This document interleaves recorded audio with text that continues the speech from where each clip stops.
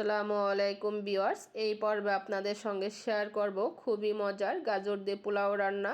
এভাবে আপনারা একবার হলো বাসায় ট্রাই করে দেখবেন। আপনারা এভাবে একবার ট্রাই করলে বারে বারে ট্রাই করতে বাধ্য হবেন, এতটাই মজা হয়। ভিডিওটা কেমন লেগেছে, ভালো লাগলে কমেন্ট করে জানাবেন। আশা করছি ভালো লাগবে। আপনাদের কাছে রিকোয়েস্ট, ভিডিওটা স্কিপ না করে ফুল ভিডিওটা দেখবেন। তাহলে চলেন দেখে নেওয়া যাক। প্রথমে আমি একটা বলে নিয়েছি 2 কাপ চাষি পোলাও চাউল। আপনারা যদি চান অন্যটাও নিতে পারেন। চাউলটাকে আমি ভালো করে ধুয়ে পানি ঝরিয়ে আধা ঘন্টার জন্য রেখে দিব।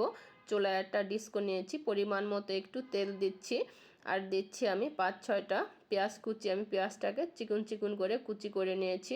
এখন আমি পেঁয়াজটাকে ভেজে গোল্ডেন কালার করব। আমি এখান থেকে কিছু পেঁয়াজ তুলে নেব বেরেস্তার জন্য। লাস্টে পোলাওটা যখন হয়ে যাবে তখন পোলাওর উপর দিয়ে দেওয়ার জন্য আমি পেঁয়াজটাকে তুলে নিচ্ছি। এখন আমি তেলের ভিতরে দিয়ে দিচ্ছি। আমি যেহেতু 2 কাপ চাউল নিয়েছি, এখানে আমি 4 কাপ পানি দিব। দিচ্ছি আমি হাফ টেবিল চামচ আদা বাটা, হাফ টেবিল চামচ রসুন বাটা, আর দিচ্ছি আমি কিছু শুকনা মশলা। তেজপাতা নিয়েছি, এলাচি নিয়েছি, জয়ত্রী নিয়েছি, দারচিনি নিয়েছি, লবঙ্গ নিয়েছি 2-3 টুকরা। এখন দিচ্ছি আমি 1 টেবিল চামচ ঘি। আপনারা যদি চান বাটারও ব্যবহার করতে পারেন। আর দিচ্ছি হাফ টেবিল চামচ লবণ। লবণটা আপনারা স্বাদ অনুযায়ী দেবেন, যে যেমনটা খান সেই অনুযায়ী। আর দিচ্ছি 2-3টা বাদাম বাটা। বাদাম বাটাটা দিলে খেতে ভালো লাগবে, এর জন্য বাদাম বাটাটা দিচ্ছি। আপনারা যদি না চান তাহলে স্কিপ করতে পারেন। এখন আমি ভালো করে নেড়ে চেড়ে নিচ্ছি মশলার সঙ্গে। নেড়ে চেড়ে আমি ঢাকনা দিয়ে ঢেকে দিব বলক ওঠার আগ পর্যন্ত। যখন বলক উঠে যাবে ঢাকনাটা তুলে নিচ্ছি। ঢাকনাটা তুলে ওই যে পানি চাউল ঝরিয়ে রেখেছিলাম সে চাউলটা এখন আমি পানির ভিতরে দিয়ে দিচ্ছি। পানির ভিতরে দিয়ে চাউলটাকে ভালো করে আমি একটু নেড়ে চেড়ে নিচ্ছি। ভালো করে মশলার সঙ্গে নেড়ে চেড়ে নিতে হবে। এখন আমি চাউলের ভিতরে দিয়ে দিচ্ছি একটা গাজর। গাজরটাকে আমি লম্বা লম্বা করে কুচি করে নিয়েছি। গাজর দেওয়ার পরে হালকা আর একটু নেড়ে চেড়ে আমি ঢাকনা দিয়ে ঢেকে দিব।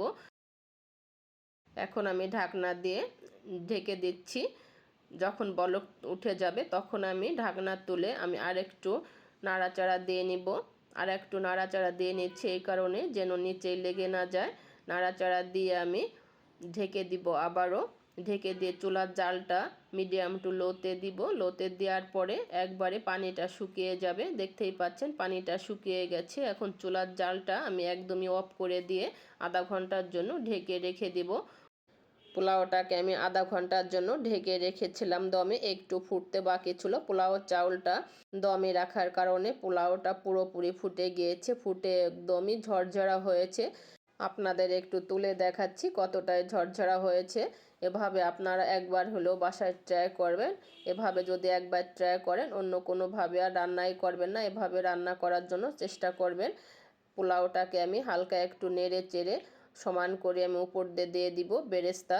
আপনারা যারা এখনও আমার ইউটিউব চ্যানেলটিকে সাবস্ক্রাইব করেন আমার চ্যানেলটিকে সাবস্ক্রাইব করে রাখবেন। আপনারা এত সময় ধরে আমার সঙ্গে থাকার জন্য আপনাদেরকে অসংখ্য ধন্যবাদ। ভালো থাকবেন।